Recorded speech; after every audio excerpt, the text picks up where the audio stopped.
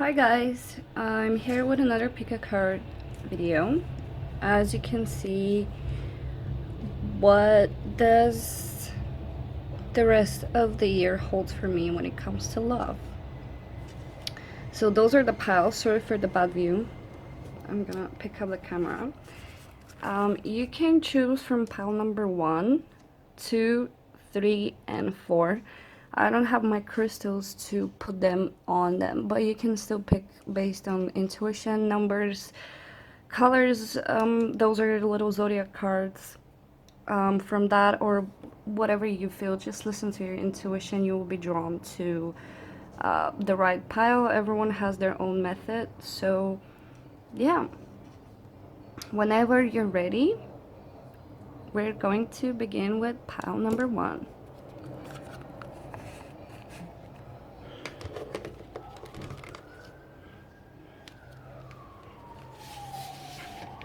Okay, let's see. So, pile number 1. Let me just get this out of the way because, okay. So, pile number 1. Let's see what you get from the zodiac card. So, you have the 10th house and Scorpio. So, you can check where, if you know some astrology, you can check in your chart what's the sign on your 10th house and where Scorpio is in your chart. If you have, like, when it comes to a house, some of you might have 10th house in Scorpio, which will make you Aquarius rising, I think. Yeah, it should be Aquarius rising. And yeah, this might be significant for you, but let's see how this ties in with the rest of the reading. Okay. So I feel like for some of you, you like someone and you're a bit worried, like, do I tell them? Like, I'm kind of scared that I might get rejected. There's a certain conflict happening in your head. Like, I don't know, I do feel like you have someone in your mind and you're like not sure if that's the right person, not sure if you should have feelings for them, or you know, you might be afraid that they might reject you or not, just not reciprocate your feelings. I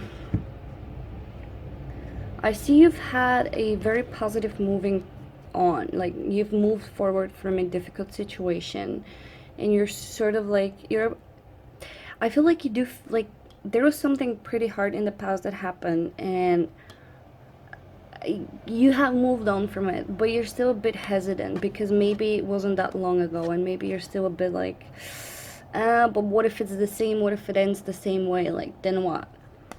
But we have do, which is an encouraging thing from the universe. Also, you have here the Wheel of Fortune and Princess of Cups. So they're kind of saying that, because here you have the Queen of Cups, so there is a definite water sign here.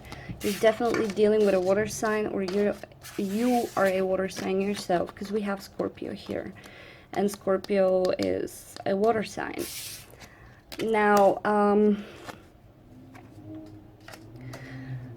they're saying to just go for it. Like, for some reason, I don't want to tell you, like, yes, it's gonna end well, or well, it will end well eventually, but I mean, I can't tell you, like, yes, this person has the same feelings for you, because I don't think anyone's able to read someone's feelings when they didn't give permission, you know, when it comes to readings. I just don't find them accurate, so that's why I try to stay away from doing it.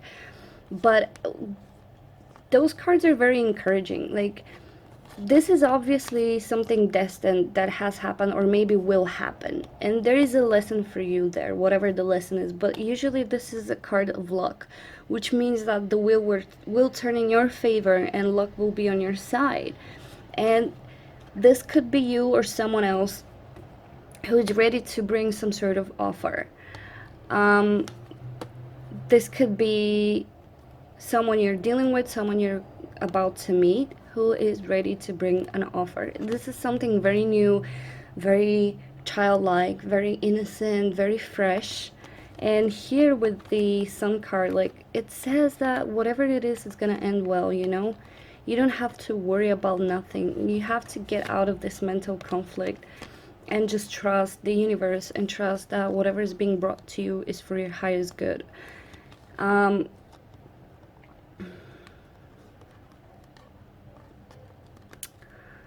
So when it comes to signs, if you're dealing with someone else or someone else who might come in, I'm getting a lot of fixed energy. With the Scorpio, this is Leo. This is Sagittarius, I think. But yeah, definite water signs might be coming your way. But yeah, generally that's what I feel. Like, leave the past in the past and trust that if you've truly moved on, it means you learned your lessons. And when you learned your lessons, it means you're not going to repeat the same mistakes. But whatever the case is, I strongly feel that you're being very encouraged from the universe, by the universe, to really pursue whoever or whatever you're wanting to pursue, you know. Or maybe it's not about you pursuing, maybe it's about you letting someone in. Because look in this card, how she's like, this fish is sort of like coming towards her, and she looks a bit hesitant. She's like, should I really, I mean, you know. They're saying go for it, don't be closed. Fixed energy, Scorpio can be very, they find it hard to really let go of the past. And sometimes they tend to repeat same mistakes and stay in the past for the sake of, you know, being unable to let go. But in the highest manifestation, Scorpio is really capable of transforming the same energy and turning it into something new. And when it comes to the 10th house, the 10th house is our public image. It's how people see us. It's the accumulation of our whole chart. And usually people start expressing and being their 10th house much later in life, when, you know, when we've learned a lot of lessons and we're finally just happy being in our own skin, and there's no guilt and shame, and we're just walking our path. So that might be a sign that maybe you are mature enough and you are following your 10th house. This could also mean that, you know, the person you're inquiring about or the person you're about to meet might be a bit older than you, and that's fine. Maybe you yourself are very wise and you need an older partner, someone who can match your, you know, vibrations. And that doesn't necessarily have to be like much older. Like, it could literally be a few years, or, you know, this person could simply be very wise and mature. Although, I mean, I know there are young people who are very mature, but still, you know, age is age, and certain things are timed, and you cannot act older when you're younger. Like, yes, you can think more maturely, but there's still certain events that need to happen. So this could very well point to physical age difference, not only mental. But yeah, generally that's what I'm getting for you. Like, it's very good. I mean, you got the sun. Like, it doesn't get any better than that. Like, this is a fated meeting, okay? This is a fated meeting, and it doesn't matter how it ends. It just matters that it's meant to be. If it's not meant to be, it's simply bringing you one step closer to the right person, and maybe it's going to give you certain lessons that no one else can give you. Or, you know, maybe this is meant to be. Maybe this is your forever endeavor. Maybe you just need to open up more emotionally and not be so closed off. Okay, so that's it for you, pile number 1. I hope you enjoyed it. Now we're moving to pile number 2. Okay, let's see. You have Libra, which is the sign of relationships, and Leo. So those could be signs that you have in your chart. If you know astrology, you can check your natal chart and see where do you have Libra and Leo when it comes to planets or houses. What houses occupy Libra and Leo? We'll get back to those in a moment. So, oh my god. You have two kings. Divine timing. Another Libra. Stand your ground. And oh my god. Pile 2. What is going on? Like, why do you have so many kings? Look at this. This is the King of Pentacles, Earth sign, King of Air, air signs, water signs, and fire signs. Wow, that's insane. You literally have all the suits from different decks. I don't know if you can see this. That's crazy. Like, what the hell? Oh my god.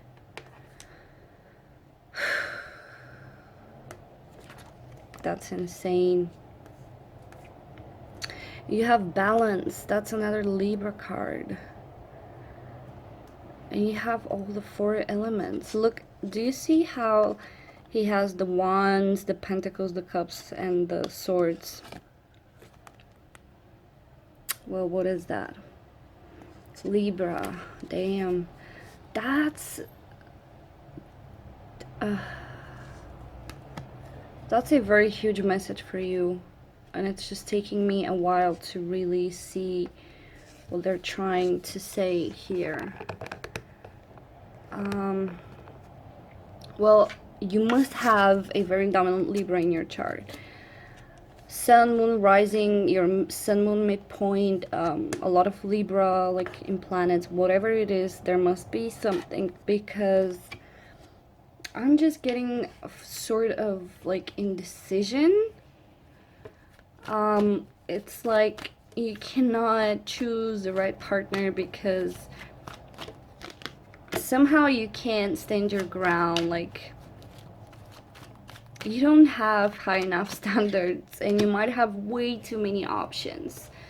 See, I'm definitely sensing a strong Libra vibe from you. If not, there is something like maybe Libra is on your 7th house or your ascendant or your midheaven or 4th house, whatever it is. There's something, there's a heavy Libra energy in your chart. And sometimes Libra is very undecisive. Sometimes Libra just goes for whoever for the sake of being with someone, or, you know, because Libra is a sign that really has no ego, so to speak. Libra is the perfect mirror of everyone, much like Pisces. And Libra doesn't exactly have it doesn't have that strong self-expression, that ego where this is it, that's what I like, and if you're not it, then bye. No, Libra can like everyone, Libra can love everyone, and that's beautiful on its own. But you know, sometimes it's just tipping the scales to the point where you have so many people to choose from. You know, those cards came up like this. You have so many people to choose from, and it feels like absolutely impossible to choose. Like, I don't know if you literally have 4 people in your life that you're supposed to choose from, or simply this is metaphorical for, you know, not being able to choose a partner for whatever reason. But the advice here is to really try to find your own self. This is the Queen of Air. Try to find your own self and stand in your throne relentlessly. Just know what you want, know who you are, know what you can offer, and the right person will come along who can match this and mirror you. They're saying stand your ground, which means it's possible that this Leo energy is something that you also have in your chart, but maybe it's a bit undeveloped. Maybe it's something you need to develop, because Leo is the sign of self-expression. Leo is the sign of our ego, of our identity. And maybe this is something that you need to develop so that you can find the right partner for you. Because maybe right now you're just attracting people who are as confused as you are, and maybe things are not working out. But for others of you, I feel like you're moving away from this energy, or you have moved away. Just sometimes takes time for things to, you know, develop and manifest. And I feel like you will have a lot of choices and a lot of options when it comes to people and partners. And this card usually is not like, it's, you didn't get one of the most emotional cards. I feel like you're a bit more logical, and maybe you choose your partners first based on, like, they first have to really just appeal to your mind. Sorry, I got a phone call. So anyways, what I'm feeling for you is that you will definitely be meeting people for the till the end of the year, but there is this thing called divine timing here that's coming up for you, which means that, I don't know, I'm not getting much information from this pile, and I feel like you're just not meant to know much more. I feel like there's a reason why everything is happening like that, and you're not meant to know everything right now, but the certain guidelines that you're getting is to really trust divine timing, and that everything is happening when it's meant to happen and when it's ready to happen, and that there's some certain need to stand your ground about who you are, your identity, who are you as a person, what do you want, what are your standards for a partner. And this balance card, yeah, this is something karmic. This is something karmic that's trying to balance itself out. So don't stress out, just enjoy the ride. Everything's gonna be fine, and whenever you're ready, more information will be revealed to you. So that's it, pile number 2. And we're moving on to pile number 3. Okay, pile number 3. Let's see what you have. You have 4th house and Aries. Okay.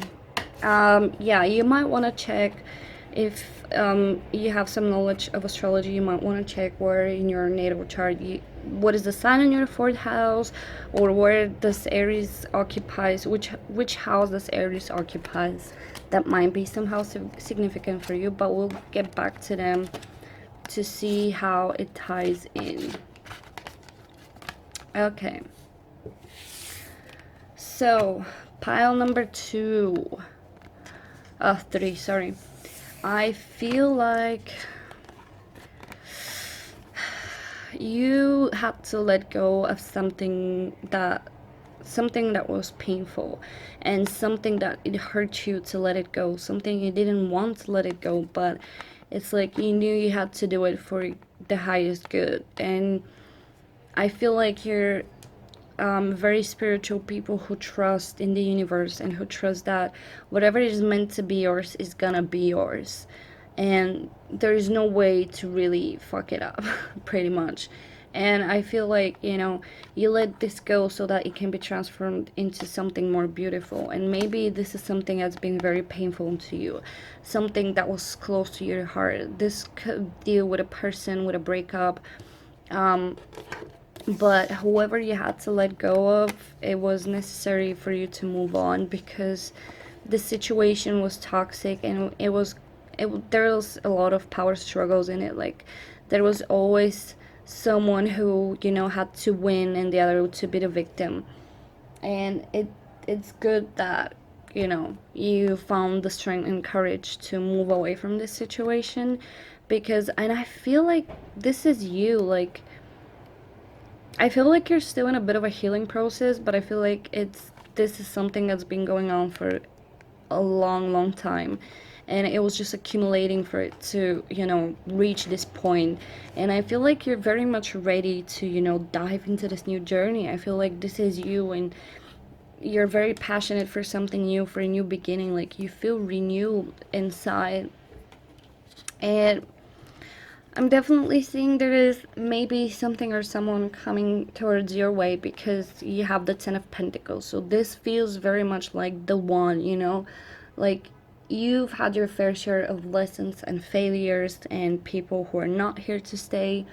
But I feel like you're finally learning that you need to move away from such people, and that they're not for your highest good, You just need to move away from such people.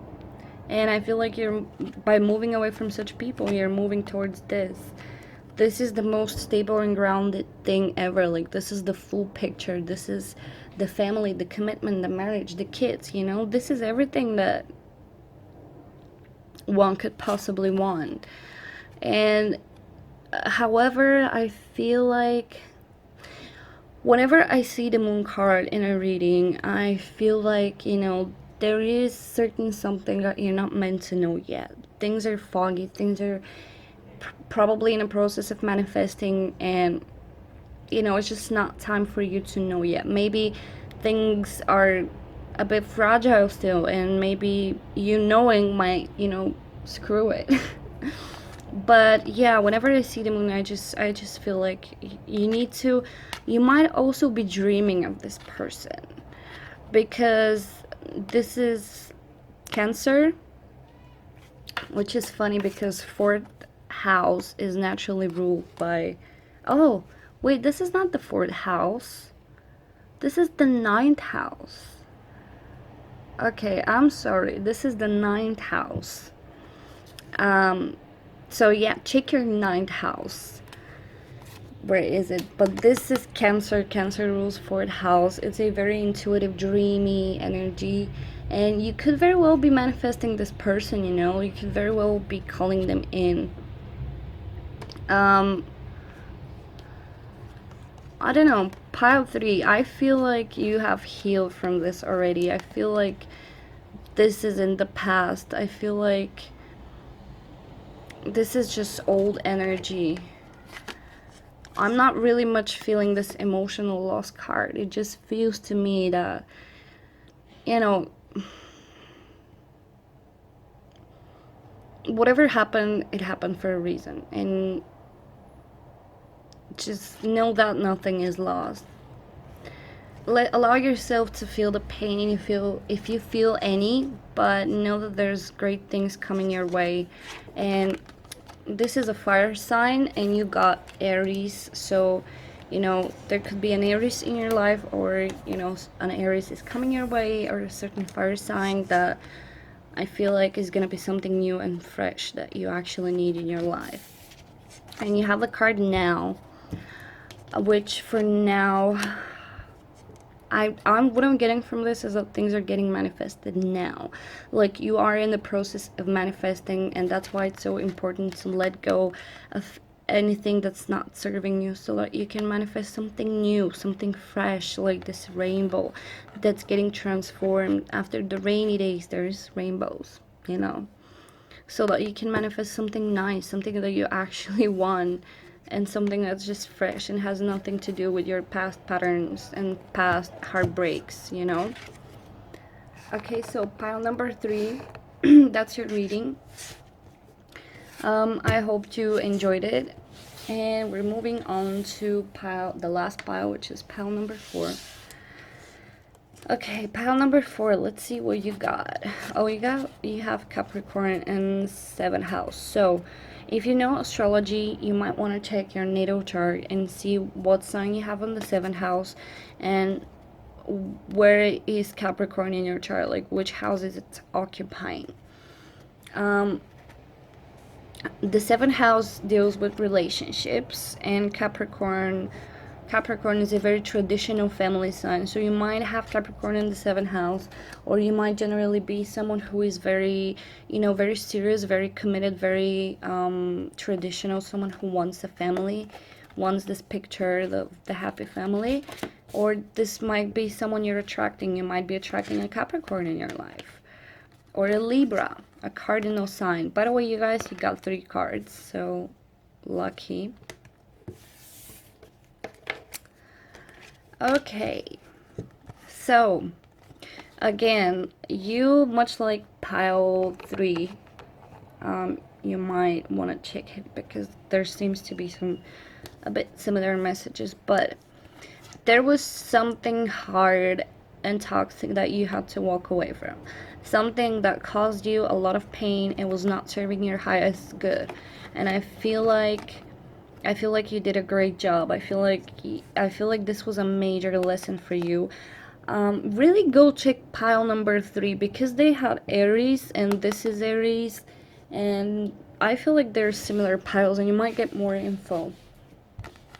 But yeah, I feel like this was a very hard lesson for you, for lesson about self-sufficiency, about self-authority, self-control, you being the person who knows best what do you need and how you're gonna go about things. And I mean, it's been a hard challenge. That's what I'm getting. It's been a very hard and difficult challenge for you, but I feel like you made it. And I feel like all these new things are coming your way. Like you have some new passionate beginning, and I feel like someone is coming your way, but I feel like they're being a bit vague because, you know, maybe it's not something you need to focus right now. Maybe that's not, you know, it's not the goal. Maybe you still have some other things to resolve and focus on when it comes to your personal healing and personal moving on and letting go. But I definitely feel like there's certain wishes that you made and they're coming true, because here we have the Nine of Cups, which on this side it really speaks of that your dreams are being heard, your wishes are being heard and are on their way. However, there's still a bit of internal struggle that might be happening, and maybe that's something you need to focus on and resolve it, and really trust that, you know, whatever you want is coming your way and it's meant for you. Be patient, walk your path. This could be an Aries coming in your life. This could be someone who is very mature, very you know, they just know how to control stuff. They just know how to, they have this authority vibe about them. They just know how to handle themselves and handle other people. They're very protective, very, I feel also very successful when it comes to money and career and business. They might have their own business also. This could be someone who is coming far away or coming from, you know, a different country or a different city or something like that. Or this could just mean that whenever they come, they're just gonna swoop you off your feet, and it's gonna be fast and steamy and passionate, because wands are spirit energy, and spirit energy is very passionate. Soulful energy is very passionate. There's also a bit of a warning to be careful with passion.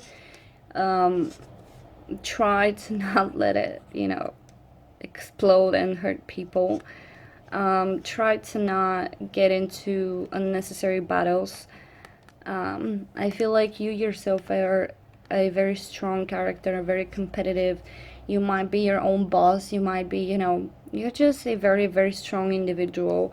And just try not to, you know, bring this into your relationships. Like, it, when you're in a connection with someone, it's not about who's gonna win, you know. This is not a war. It's funny because a lot of times people turn love into war for some reason, but the issue here is there's no winning. You're winning when both of you are winning and both of you are, you know, on the same page and happy and no one's hurt. So try to flip it on this side where it's a friendly sparring, where there's no hard feelings and no, you know, no desire to win for the sake of winning, even if that might hurt the other person. You know, try to switch it. We don't need a scary volcano here. And yeah, look at that. You have soon, which means I feel like this person is coming in soon in your life. I feel like you're ready. I feel like the time is right, you know. But yeah, I'm definitely getting a lot of cardinal energy. This could be you or the other person. And cardinal energy is generally action oriented. They're like, okay, I like you, I take you. You know, that sort of thing. So yeah, just enjoy the ride, and it's gonna come when it's gonna come, you know. Focus on yourself, and that's it. Okay, thank you for watching. That's gonna be it, and I'll see you next time. Bye bye.